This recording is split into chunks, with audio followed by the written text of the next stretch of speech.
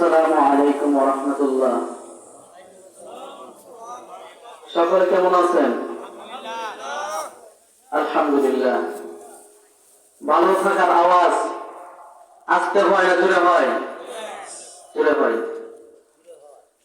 আমাদের বিশ্বাস যে মহান মনিব আমাদেরকে এখানে আসার জন্য তৌফিক দিয়েছেন।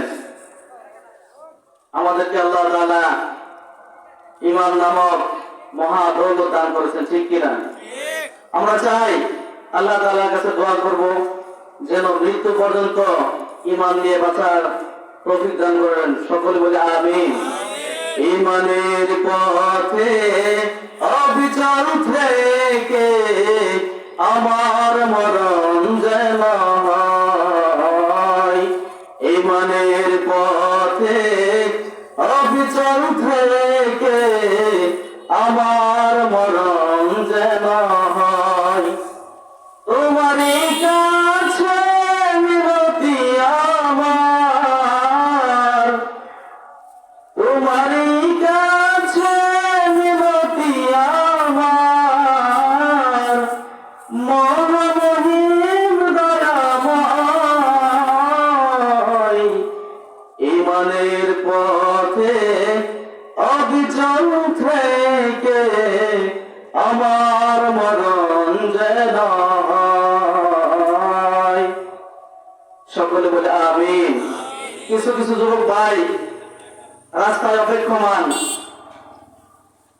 আপনাদের বলবো এসে বসে যান। আল্লাহ তাআলা আমাদেরকে আমলের নিয়তে বসার সুযোগ করে দিন, আমিন। ইন্নাল হামদালিল্লাহিল আকরামিল্লাযী খালাকাল ইনসান ওয়া কাররামা ওয়া আল্লামাহু মিনাল বায়ানি মা লাম ইয়ালাম। فسبحان الذي لا يحصى امتنانه باللسان ولا بالقلم. نشهد أن لا إله إلا الله وحده لا شريك له الذي أرسله بالحق بشيرا ونذيرا وداعيا إلى الله بإذنه وسراجا منيرا. فقد قال الله تعالى في كلامه المجيد والفرقان الحميد: أعوذ بالله من الشيطان الرجيم. بسم الله الرحمن الرحيم. كتاب أنزلنا إليك لتخرج الناس من الظلمات إلى النور. وقال النبي صلى الله عليه وسلم: سبعة يظلهم الله في ظله يوم لا ظل إلا ظله: إمام عادل وشاب نشأ في عبادة الله ورجل قلبه معلق بالمسجد إلى آخر الحديث. وقال تعالى في شان حبيبه: إن الله وملائكته يصلون على النبي يا أيها الذين آمنوا صلوا عليه وسلموا تسليما. اللهم صل على محمد وعلى آل محمد كما صليت على إبراهيم وعلى آل إبراهيم إنك حميد مجيد. اللهم بارك على محمد وعلى آل محمد كما باركت على إبراهيم وعلى آل إبراهيم إنك حميد مجيد. اللهم آمين. ربنا آتنا في الدنيا حسنة وفي الآخرة حسنة وقنا عذاب النار. رب ارحمهما كما ربياني صغيرا. رب ارحم وأنت خير الراحمين. আলামিন বিশ্বরাকার বিস্তীর্ণ জমিনের মালিক, তোমার বিশাল সৃষ্টি আকাশ, বিশাল সৃষ্টি জমিন, গ্রহ তারা নক্ষত্র তুলনায় কতিপয় গুণাগার বান্দা। রব্বুল আলামিন বাংলাদেশের রব্বুল আলামিন ঈশ্বরগঞ্জে আল্লাহ মির্জাপুরে কতিপয় গুনাহগার বান্দা তোমার সহায় দরবারে হাত তুলেছি। রব্বুল আলামিন এই মাহফিলের উসিলায় তুমি কবুল এবং মঞ্জুর করে নাও।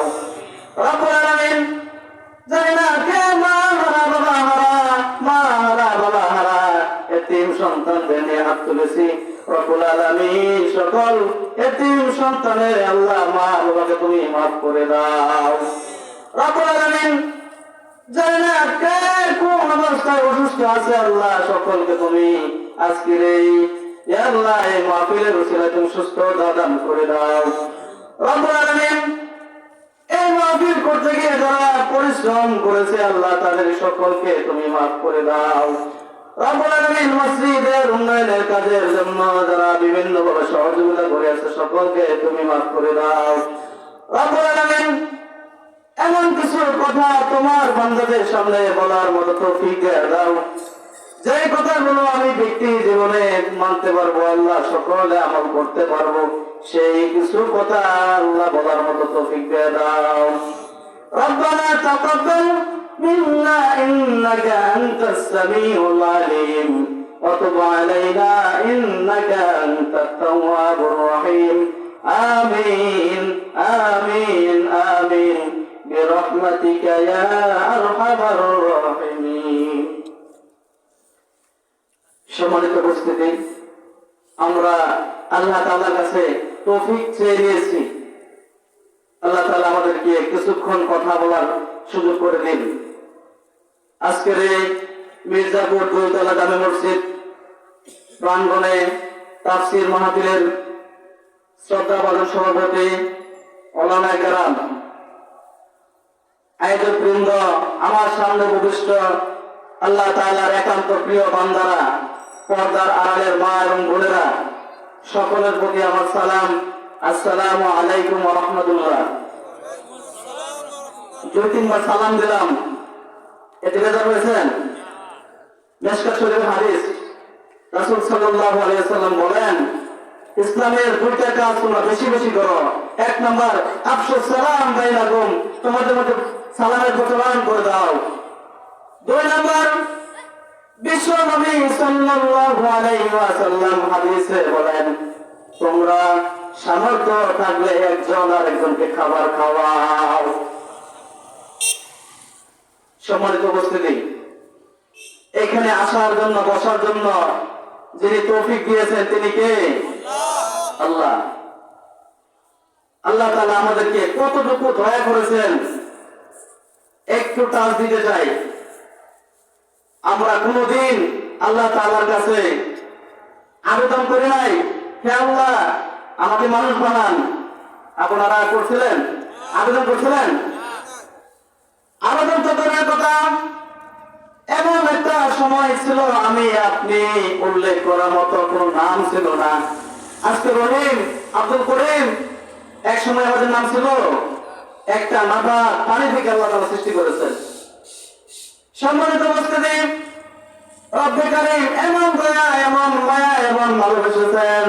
আল্লাহ তাআলা আমাদেরকে বিনা দরখাস্তে, বিনা অ্যাপ্লিকেশনে, বিনা আবেদনে আল্লাহ তাআলা আমাদেরকে মানুষ বানিয়েছেন, ঠিক কিনা?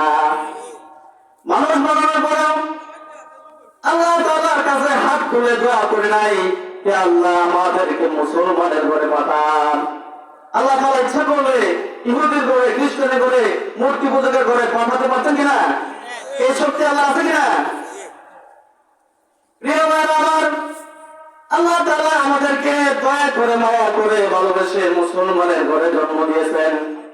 শুধু তাই নাই, আল্লাহ তাআলা ইচ্ছা করলে আমাকে আপনাকে এই মুহূর্তে অসুস্থ অবস্থায় ঈশ্বরগঞ্জ হসপিটালে অসুস্থ অবস্থায় রাখতে পারতেন কিনা? রাখতে পারতেন। এত কিছু আমাকে আপনাকে আল্লাহ তাআলা দিয়েছেন, এই জন্য শুকরিয়া আদায় করা দরকার কিনা? শুধু তাই নাই, রব্বুল আলামিন কোরআনুল কারীমে সুন্দরভাবে উপস্থাপন করে দিয়েছেন, লাকাদ খালাকনাল ইনসানা ফি আহসানি তাকওয়িম। আমি মানুষদেরকে সুন্দর অবয়ব আকৃতি দিয়ে সৃষ্টি করেছি। সুবহানাল্লাহ। কেমন সুন্দর! রব্বুল কারীম ইচ্ছা করলে এই যে নাকটাকে এই বগলের নিচে দিতে পারতেন কিনা? পারতেন কিনা? শুধু তাই নাই, রব্বুল কারীম এই সুন্দর নাকটাকে পিঠের মধ্যে দিতে পারতেন কিনা? শুধু তাই নাই, এই যে সুন্দর সুন্দর চোখ, এই দুটি চোখকে রব্বুল কারীম এই নিচে শক্ত শক্ত হাড্ডি, উপরে শক্ত হাড্ডি, ইচ্ছা করলে আল্লাহ তাআলা কপালের মাঝখানেও দিতে পারতেন এই চোখে। এই চোখ কপালের উপর দিয়ে দুই শক্ত হাড়ের মাঝখানে দিলেন। এই জন্য আল্লাহ তাআলা বলেন, আমি মানুষদেরকে সুন্দর অবয়ব আকৃতি দিয়ে বানিয়েছি। কেমন আকৃতি? চিকিৎসা বিজ্ঞানীরা বলেন, এই যে আমরা হাঁচি দেই, এই হাঁচিটা যদি বন্ধ হয়ে যায়, একটা কৃত্রিম ভাবে হাঁচি দেওয়ার জন্য 40,000 টাকা খরচ করবে। অথচ সে হাঁচি অটোমেটিক হচ্ছে কিনা? শুধু তাই নাই, এই যে দুই চোখের উপর পাপড়ি দিয়েছেন, আপনি ইচ্ছা করলে চোখ খুলে রাখতে পারবেন না, অটোমেটিক কি হচ্ছে? বন্ধ হচ্ছে। এর জন্য আল্লাহ তাআলা ফেরেশতা নিয়োগ করে দিয়েছেন। শুধু তাই নয়, এই মানুষদেরকে চলার জন্য কিভাবে চলবে, যুগে যুগে অসংখ্য নবী রাসূল পাঠিয়েছেন কিনা? শুধু তাই নাই, রব্বুল কারীম এই মানুষদেরকে সুন্দরভাবে পরিচালনা করার জন্য গাইডলাইন হিসেবে একটি কোরআনুল কারীম দিয়েছেন, যে কিতাব মানুষের ব্যক্তি জীবন থেকে সে আন্তর্জাতিক পর্যন্ত যেন ভালো করে চলতে পারে, সেজন্য একটি গাইড বুক দিয়েছে কিনা? কোরআন। সেই কোরআন থেকে কিছু কথা বলার জন্য চেষ্টা করব। সম্মানিত মুসলিম, আল্লাহ তাআলা বলেন, পৃথিবীতে যত মানুষ বই লেখে, কিতাব লেখে, যত মানুষ টেক্সট বুক লেখে, লেখার শুরুতে বলে দেয় এই বইয়ের মাঝে ভুল থাকতে পারে, যদি ভুল পান দয়া করে আমাকে জানাবেন, পরবর্তী সংস্করণে তা কি করে দেব? সংশোধন করে দেব। অর্থাৎ তার নিজের দুর্বলতা দিয়ে শুরু করছে, ঠিক কিনা? কেমন দুর্বলতা? রব্বুল কারীম কোরআনুল কারীমের শুরুতেই সুন্দরভাবে বলে দিয়েছেন, যালিকাল কিতাবু লা রাইবা ফীহ। এই কিতাব এমন কিতাব যার ভিতরে কোনো সন্দেহের অবকাশ নেই, কোনো সন্দেহ নেই। অর্থাৎ এই কিতাবের কোনো ভুল ভ্রান্তি নেই। এই এমন একটি কিতাব, এমন কিতাব দিয়েছেন রব্বুল কারীম, সুন্দরভাবে বর্ণনা করে দিয়েন। আল্লাহ তাআলা বলেন, মা ফাররাতনা ফিল কিতাবি মিন শাইইন। আল্লাহ তাআলা বলেন, এমন কোন বিধান নাই, এমন কোন বিষয় নাই যা আমি কোরআন দেই নাই। অর্থাৎ সকল কিছু দিয়েছেন।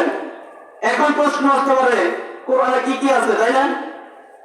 আপনার ব্যক্তিগত জীবন পরিচালনা করার জন্য যা কিছু দরকার, পারিবারিক জীবন পরিচালনা করার জন্য যা দরকার, সমাজ পরিচালনা করার জন্য যা দরকার, রাষ্ট্র পরিচালনা করার জন্য যা দরকার, সংসদ ভবন পরিচালনা করার জন্য যা দরকার, রাষ্ট্রের নীতিমালা প্রণয়ন করার জন্য যে জ্ঞান দরকার, রব্বুল কারীম সুন্দরভাবে খুলে খুলে বর্ণনা করে দিয়েছেন। কেমন করে দিয়েছেন? রব্বুল আলামিন কোরআনুল কারীমে সুন্দরভাবে বলে দিয়েছেন, আমান লাম ইয়াহকুম বিমা আনজালাল্লাহু।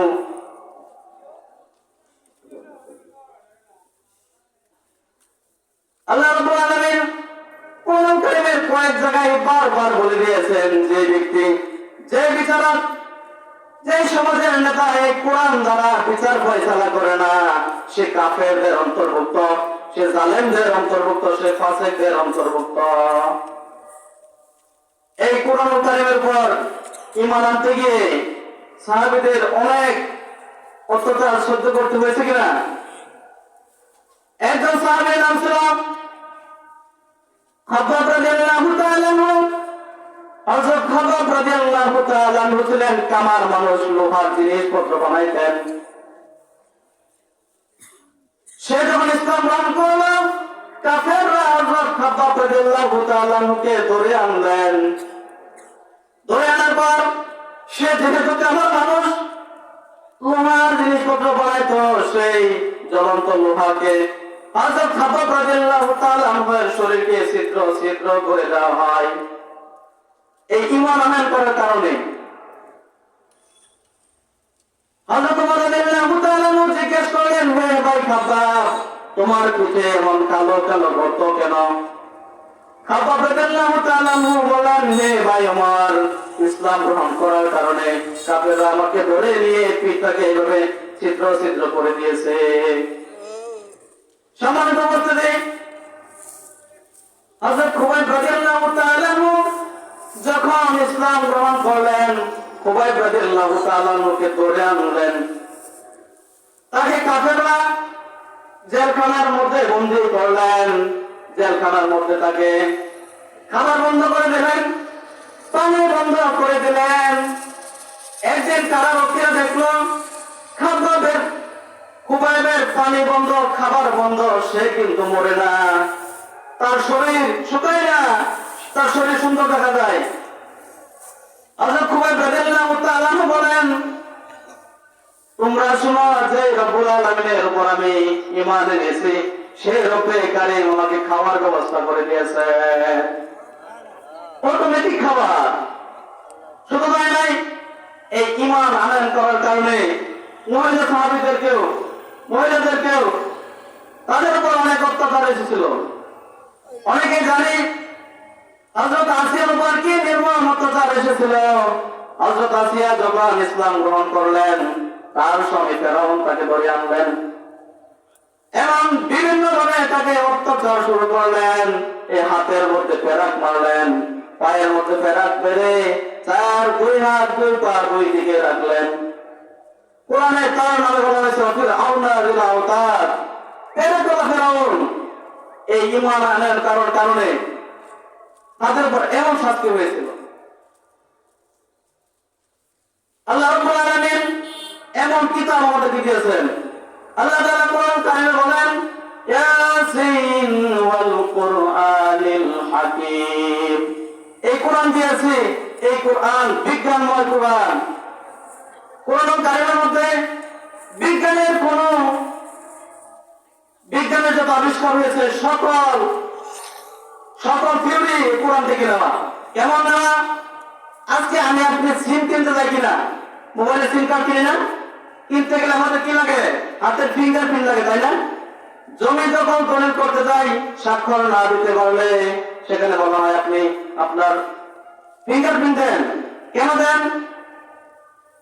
কাফেররা এক সময় রাসূল সাল্লাল্লাহু আলাইহি ওয়াসাল্লামকে বললেন, এই মুহাম্মদ, আমরা তো মরে যাব, আল্লাহ তাআলা আমাদেরকে কিভাবে বিচার করবেন? যেহেতু রক্ত হাড্ডি মাংস শরীর পচে করে শেষ হয়ে যাবো, আল্লাহ তাআলা বিচার করবেন কেমনে? এমন প্রশ্ন তাদের।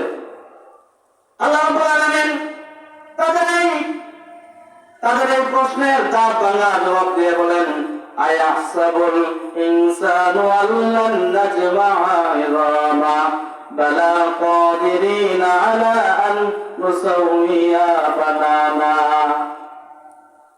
কাফেররা কি দেখে না এই যে মানুষের আঙ্গুলের অগ্রভাগকে আমি আলাদা আলাদা করে সৃষ্টি করেছি? অথচ এই বিজ্ঞানীরা কিছু বছর পূর্বে তারা বলছেন একজনের মানুষের আঙ্গুলের ছাপের সাথে অন্য মানুষের আঙ্গুলের ছাপের মিল নাই।